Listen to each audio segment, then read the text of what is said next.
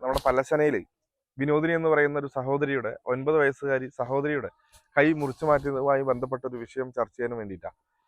കഴിഞ്ഞ കുറച്ച് ദിവസങ്ങൾക്ക് മുമ്പാണ് ആ കുട്ടി അച്ഛൻ്റെ വീട്ടിൽ ചെന്ന് കളിക്കുന്നതിനിടയിൽ വീഴുകയുണ്ടായി.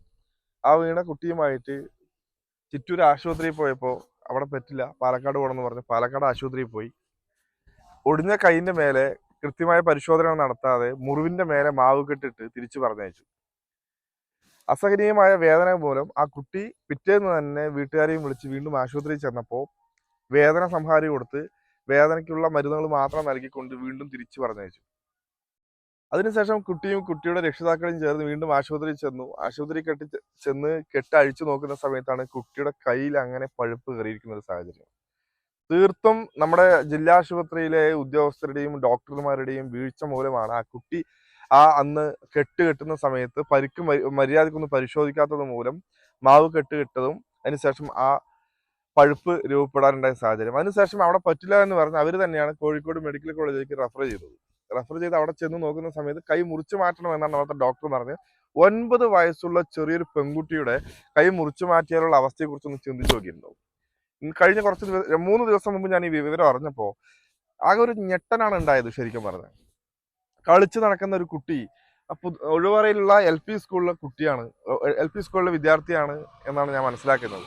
ആ കുട്ടി ഓടിച്ചാടി കളിച്ച് നടക്കേണ്ട ഒരു പ്രായത്തിൽ ഒന്ന് വീണതിന്റെ പേരിൽ കൈ തന്നെ നമ്മുടെ കുട്ടിയുടെ കാരണമല്ലാതെ സിസ്റ്റത്തിന്റെ പരാജയം മൂലം കൈ മുറിച്ചു മാറ്റേണ്ടി വരുന്ന ഒരു സാഹചര്യത്തെ കുറിച്ച് ചിന്തിച്ച് നോക്കിയിട്ടുണ്ടോ?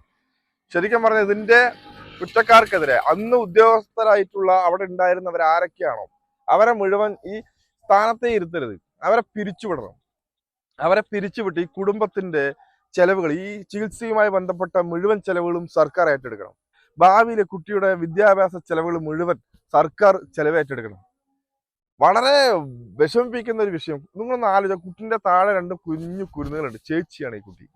ഒന്ന് ആലോചിച്ച് നോക്ക്. വിരുന്ന് പോയ അവിടെ നിന്നൊന്ന് വീണതാണ് ആകെയുള്ള ചെറിയൊരു ഏതു. ആ വീണതിന്റെ പേരിൽ കൈ മുറിച്ചു മാറ്റപ്പെടുകയാണ്.